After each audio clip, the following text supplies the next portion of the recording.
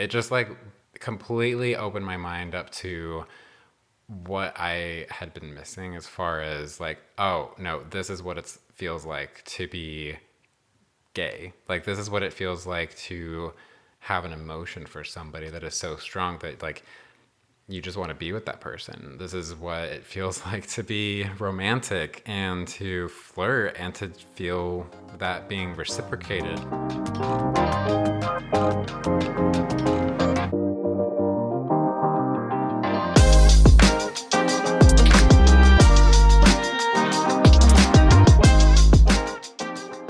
Hello and welcome to the podcast, to another episode of Queerly Overthinking. I'm your host, Adam Harper, and in today's episode, we are going to be discussing my coming out story, my journey that I've been on the last few years as I've started to settle into who I am as a gay man and what that journey has been like for me. I'll be answering a few questions such as how did I know I was gay, and was it hard for me to come out, and did I have any support, and what advice would I give to someone who is also thinking about coming out?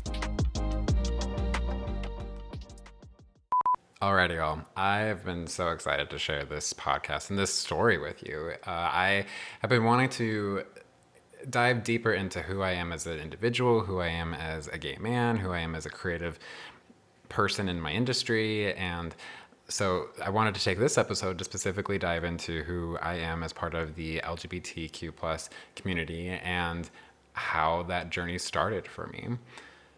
With that in mind, I have a few questions here that I'm going to be going through to kind of just give a general understanding of my process and my journey and my story with that. And the first one is, how did I know I was gay? Well, growing up, I never really dated, to be honest. And the reason for that is that I was raised Mormon, which that is also coming up here in a future episode. But to give a little sneak peek about that, Mormons teach that you should not date until you're 16 years old. And when you do start dating at 16, they prefer you to date in group dates. And this is to encourage morality and also community and to just get to know the people in your area, and to also just have fun and to go out and do group activities together.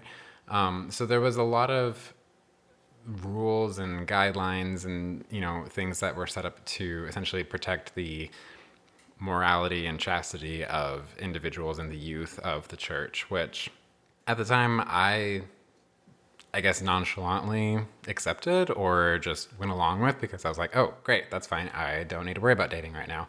And it was kind of hard, to be honest, because there were a few times when I had to politely let other people know, like, hey, like, I'm really not able to date right now, or I'm not really permitted to by my church. And I feel like I kind of hid behind that excuse, but I feel like deep down there was another reason why, and I just didn't really know, because gay and homosexual and anything related to that was honestly not talked about a lot in my house. It wasn't something that I was taught about growing up, whether it was by my family or by my religion or by my school. I lived in a very conservative area, which it was a great area to live in. Like, I enjoyed my childhood there, but I just never knew. And if anything did come up specifically in my religion, it just was either very brief or it was also very just like, don't be gay and don't have sex kind of a thing. So that's kind of why I maybe hid behind that, don't date till you're 16. It wasn't until after my church service mission that I was like, okay, I guess it's time for me to start taking dating seriously, because that's when the church encourages people to start dating, is like right after their mission, and to start a family and such. So I went on 6 dates over the span of 6 weeks with 6 different girls, all of which I thought were beautiful, amazing, talented, just great people. And at the end of every single day, I felt like they were really good friends. Like, I just wanted to hang out with them. I wanted to spend time with them, go shopping, go to the movies, whatever the case may be, but I didn't feel anything romantic about it. And then I know that this, maybe not the easiest thing to comprehend all at once, but I was genuinely confused. Like I didn't know what was going on. I was like, is something wrong with me? Like, am I supposed to be feeling some type of way? And granted, I have never, to this day, I have never kissed a girl. And I don't think, I think I've held a girl's hand before. So, at this point in my life, I was very much like, what does physical attraction feel like? And how do I know if I am liking somebody the way that I do?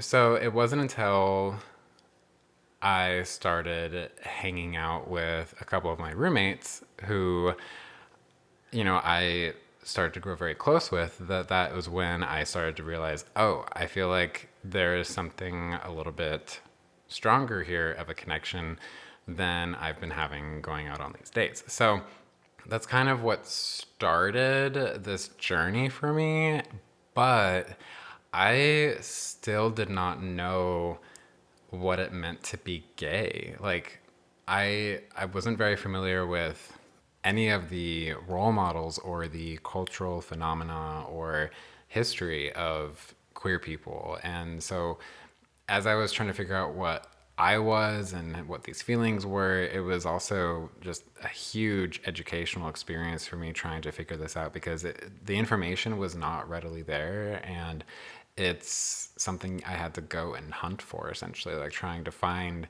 who am I, what are these feelings, and am I the only person who feels this way? And for a while, I felt very lost and confused, and I just didn't know what to do. And it wasn't until I started to experience these feelings with other people around me that I was like, oh, maybe I'm not the only person who feels this way.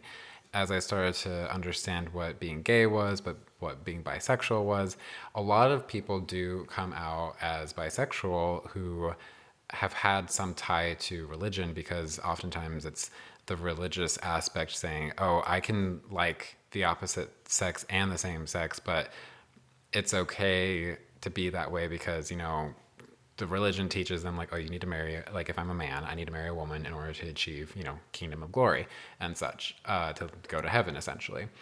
I did come out essentially as bisexual, and I remember telling that to my parents at first and just trying to justify, like, hey, it's okay, like, I like men, but I still like girls, like, I think I could still marry one at one point, but I quickly realized, well, I wouldn't say quickly. I later realized that wasn't going to work out. But before we get to that point, I went down this rabbit hole of I can have this same-sex attraction and still be religious and, do the thing, do like church and everything. And it really was a struggle. I was very open about it, actually. I went public with it, saying that, hey, I have same-sex attraction and you can still be Mormon too. And I wrote like a blog post about it, and I was very open about it at my religious university, which at the time I felt like I was doing the right thing. It wasn't until I met somebody, because I was curious, and I downloaded Tinder, and I met somebody who we went out on a date, and it just like completely opened my mind up to what I had been missing, as far as like, oh no, this is what it feels like to be gay. Like, this is what it feels like to have an emotion for somebody that is so strong that like you just want to be with that person. This is what it feels like to be romantic and to flirt and to feel that being reciprocated. And that's what blew the doors off for me, essentially, to feel like I had some additional information and answer here of like, why am I like this? And so from that point on is really when I started to feel like, okay, I don't think I have same-sex attraction. I don't think I'm bisexual. I think I am indeed gay. I just want to clarify one other thing about the bisexual community. I fully see, recognize, and support and will defend the bisexual community because it irks me so much when someone says, "Oh, just pick a lane. You're more attracted to this type of person, or you're more attracted to the way this person presents themselves," and it just irritates me because I know amazing bisexual people, and I will absolutely defend their right to be who they are, as I would hope that they would defend my right to be who I am. It just bothers me because there are people like me who came out as initially bisexual, but then I realized that I wasn't. But just because that happens pretty regularly doesn't mean that that invalidates the bisexual experience. And so I just wanted to make that extremely clear.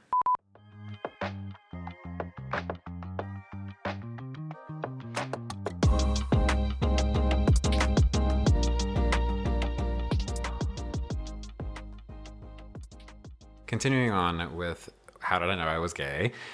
Shortly after going out, I realized I do indeed have strong feelings for men, and this is something I want to explore more of. But I also realized that I needed to finish my education. I was very close to being done with my degree at my religious university, but I also realized that being gay is not the most accepted at this university. And so I opted to keep my head down and to just follow the rules of conduct to the best of my ability.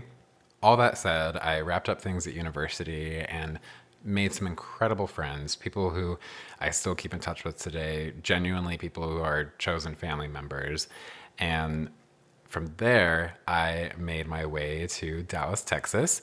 There will be an episode describing why I picked Dallas and all the fun things that I do love about Dallas. But I will say that it's amazing to have been on this journey so far where I am now in a place where I can freely express who I am and feel safe to express who I am. And I just am so grateful to be in the position that I am today. All right, next question. Was it hard to come out, and did you have support?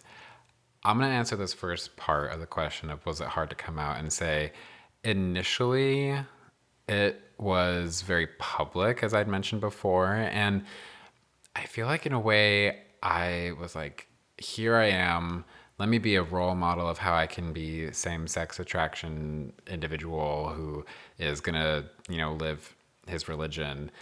When I realized that I wasn't going to do that anymore, I didn't really make that big of a public announcement as I had before. I kind of told the close people around me where I was at in my life. I wouldn't say it was necessarily hard doing that, but it was something to navigate. I was very selective about who knew what about my life. That plays into the other half of this question of, did I have support? I feel like for the most part, I had strong emotional support from my friends and from a handful of family members. I consider myself very fortunate and lucky that after telling my parents, I was not financially cut off by any means. It did change our relationship, that is for sure. But I totally recognize that there are countless people who become homeless after coming out, who are not able to support themselves. And it is just devastating to see, specifically our youth. There's such a high rate of homeless teenagers who are LGBTQ plus, and so I am incredibly grateful that I was able to finish out my degree. I was able to get a job and continue to support and sustain myself after leaving my parents' house. Alrighty, y'all. Our second to last question here is, how do you respond to homophobic attitudes? This is a great question, and I am reminded of something one of my friends told me, who they operate a diversity, equity, and inclusion company, and they shared with me that if you're in a situation where, whether it be a family member, a friend, an acquaintance, or a total stranger is coming at you physically or verbally, there are two quick questions you can ask yourself. The first being, do I feel safe? And by that is like, do I feel safe in this moment? Do I feel physically safe? Do I feel like I am being threatened in any way where I should not be here in this present moment? And if the answer is no, then I typically do my best to bow myself out as politely and graciously and quickly as possible. If the answer is yes, I do feel safe in this moment. The next question is this relationship worth salvaging? Is this relationship worth something I want to invest in more or give energy towards understanding where this person is coming from and potentially see their perspective a little bit more clearly and then hopefully maybe share my perspective with them? If the answer is yes, I then start to ask more questions to inquire about their thought process and how they arrived at that conclusion or that opinion. Again, depending on the situation, it really just depends. And I would say for the most part, I try my best to really understand where they're coming from because in the end, communication is a 4-step process. And if someone has an opinion or an attitude that may be coming off as homophobic towards me, I want to understand, okay, how did you arrive at that conclusion or that thought? And is there anything that I can do to share with you about who I am and what makes me unique and special and what makes our community unique and special? It's not always effective. I will say that. It just depends on the person and if they're willing to listen to you and if you are also in a good place yourself, like if you're coming from a place of genuine consideration and kindness versus I'm going to enlighten you, I'm going to educate you, I'm going to tell you how it really is. It really is a case by case scenario, honestly. I honestly try my hardest to work through any sort of encounter that I have that may be coming off as homophobic. But also at the end of the day, if I don't have the energy or if I don't feel like this is somewhere that it's going to go productive in a way of understanding or a mutual acceptance of one another, I just have to continue on with life and just walk away from the situation. Alrighty, last question is, what advice would you give to someone who is trying to come out? I would say there are incredible resources online nowadays, which I wish I knew existed. The first one that comes to mind is the Trevor Project. This is geared primarily towards LGBTQ plus youth who are either struggling with mental health or needing just any sort of question or resource to help guide them through this turbulent, discovery, self-discovery. I honestly feel like if I had known about this, it would have probably impacted my coming out a little bit more in a way that would have helped it a little bit more to go more smoothly and to just not feel like I was alone and to not feel like I was the only one who was going through this. My next piece of advice is I am not the same person I was when I first came out. I have seen myself change and grow, and I am so excited every day to kind of see who is this next evolution of myself going to be, this next best version of myself going to be. You have every right to change and every right to adjust your thinking and your belief and position and everything. Nobody can tell you otherwise. You have every right to change who you are and to be who you want to be and to evolve into the next best version of yourself.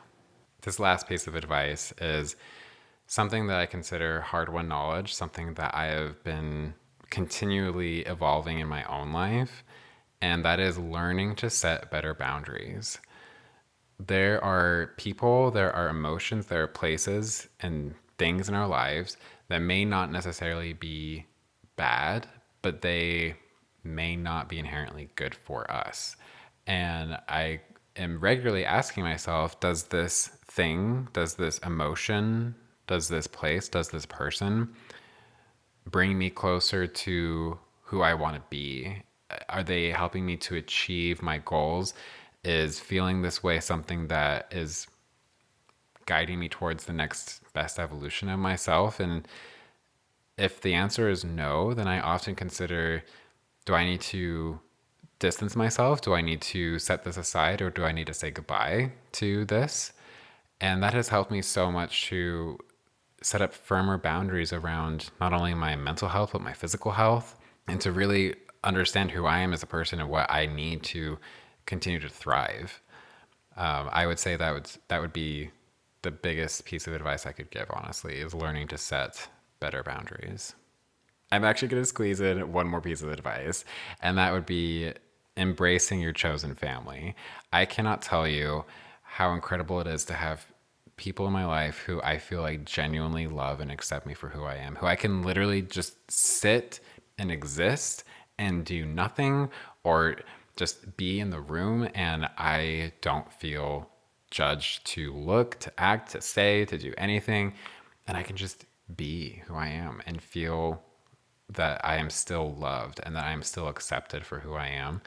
And I consider myself extremely fortunate to have people in my life who I consider to be chosen family, whether it be blood relatives or close friends who have become chosen family. You know, I feel very fortunate to have that in my life. And I hope that everybody can, at some point in their life, have that as well, just because it's amazing to shift from various communities, specifically a religious community where I felt like everybody was part of this big old family because we're in this, you know, belief system. And to lose that was so hard.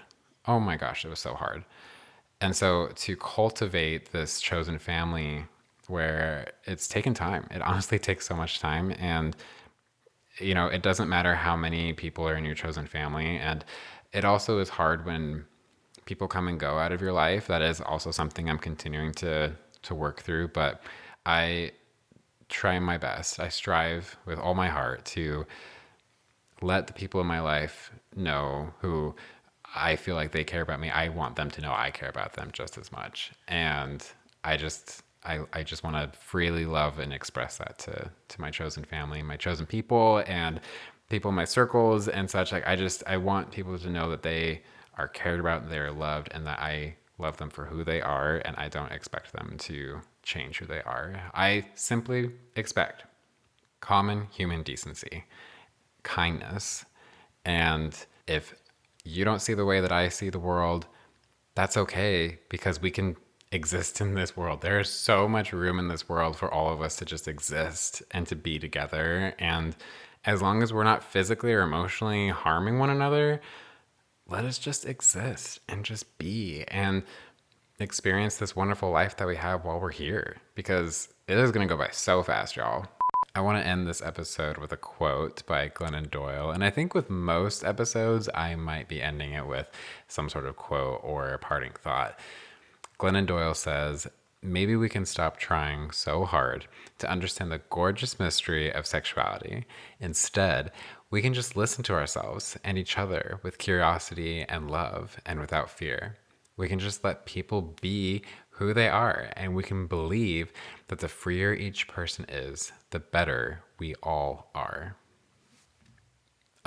I love that quote. I love Glennon Doyle. I feel like that was the best way to summarize everything I was wanting to convey in this episode, and what a perfect way to end that. I appreciate you being here, and I appreciate you listening to my story. Thank you so much for taking the time to really be with me and share space with me. Don't forget to share and subscribe, and I hope you have an amazing day today, and I will see y'all in the next episode. Queerly Overthinking is produced by Adam Harper and Cass McMahon Cooper. It is edited by Adam Harper with audio mixing by Necessary Outlet Productions. You can follow Queerly Overthinking on Instagram at Queerly Overthinking and find more at www.queerlyoverthinking.com.